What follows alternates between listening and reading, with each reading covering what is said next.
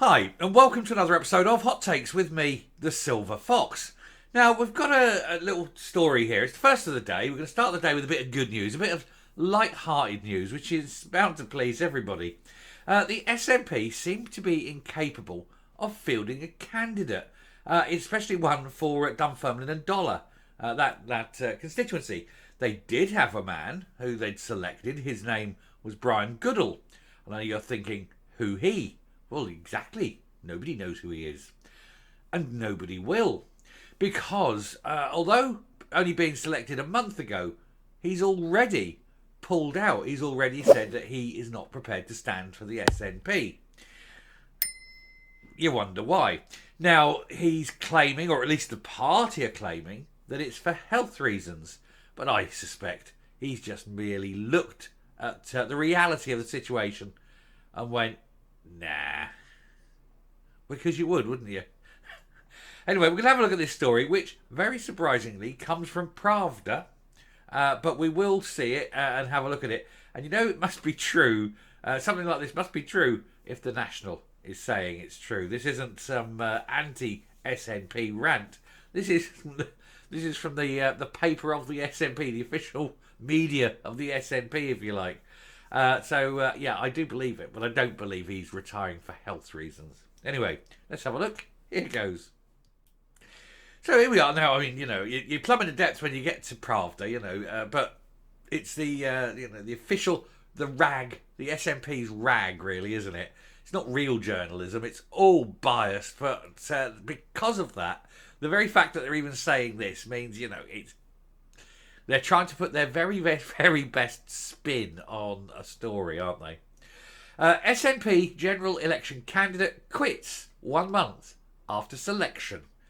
Yeah, he lasted a month, then he's like, oh God, no, I can't, I daren't, I mustn't.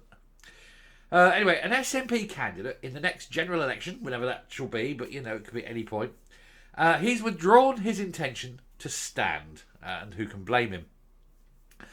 Brian Goodall, who was selected to run to become the MP for the new Dunfermline and Dollar constituency, confirmed to the National that he would no longer be standing for election.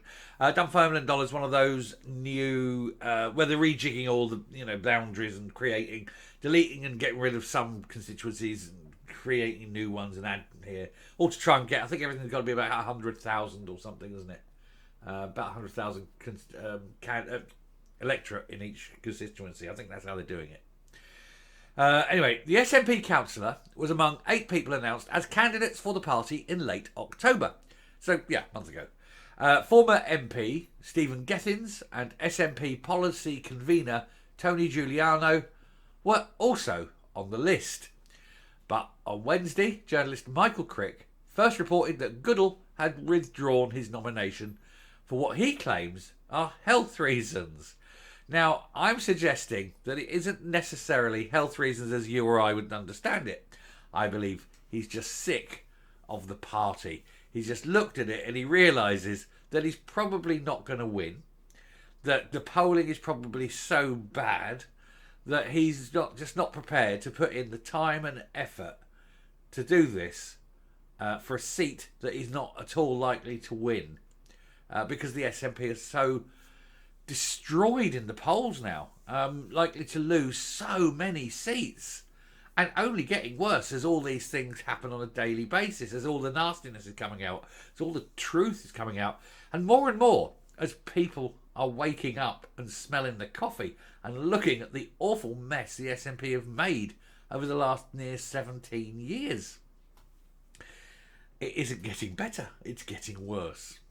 Anyway, Crick further reported that Goodall had told SNP members, it's clear to me that after a few weeks in the role that the energy required to pull together a campaign that's ready to go full tilt in the new year would cause an undue amount of stress on my health. I'm kidding you not. If you were 30 and peak fitness, it would cause undue stress trying to work hard enough to win a seat, for the SNP, because a lot of the seats are just now unwinnable, simply because the party is becoming increasingly toxic. And I think that is why he has done a runner.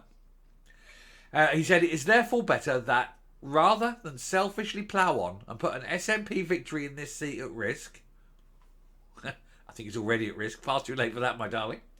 He said, I step aside now and give someone else the chance to put that winning campaign together. Yes, and the Labour candidate, I think you're thinking.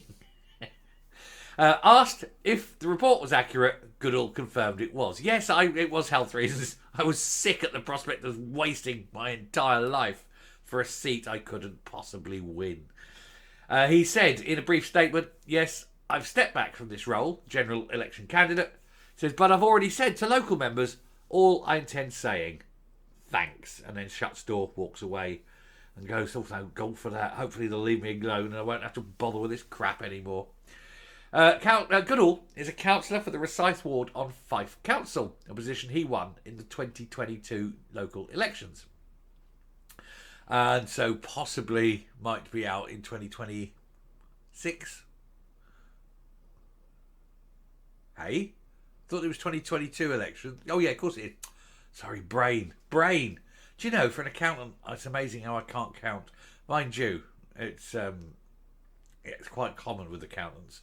Very bad at sort of arithmetic. That's not true at all. That's really not true at all.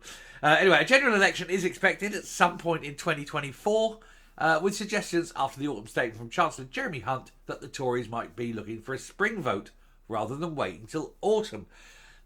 You'll get good odds on either. The October vote is still favourite, but there is a possibility of an early sort of May, late April, early May poll that may happen.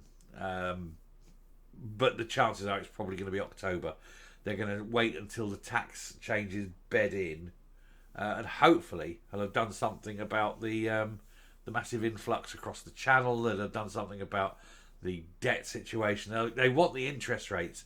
Basically, they want the interest rates to fall, I think, before they go to the polls. They want people with mortgages, particularly, to notice, oh, look, we've got a bit more money because the interest rates are coming down. I think that is possibly why it will be October. Even so, it gives the SNP plenty of time to find another poor schmuck who's willing to stand knocking on doors, wasting his time, wasting his effort, wasting the party's money to try and fight a seat which hopefully they'll lose, and all that money spent on all those campaigns evaporating like so much dew on a spring morning as the sun is rising, along with all their hopes, dreams and aspirations, one would hope. Anyway, I shall round off there. I told you it was a good, nice little start to the day. A good bit of news where even the SNP candidates are sick of the party and don't want to push on with it because they know it's a lost cause. I'm coming up. The great news about getting little tales like this from the National is that the SNP supporters who watch the channel, and you know you do, you know you love it, deep down you go, yeah, grudging, you watch, you hate watch, but you know a lot of what I say is true. Well, you can't knock this one. This is your rag telling it. So, my interpretation, you may disagree with, but the facts is the facts, and you're there. And anyway, if you are an SNP supporter and you are watching the channel, thank you, first of all, thank you. Secondly, consider changing your view. It seems that most people in Scotland are pro-union. Maybe you are on the wrong side. Maybe you should just do a little slight adjustment. I'm sure your life will be filled with more joy than by following the joyless Marxists on the left who are the SNP. There, done my bit. Anyway, thank you very much for watching, to all of you. And if you haven't yet subscribed, please do so. Until next time, stay safe, stay well, and I will speak to you later. Bye.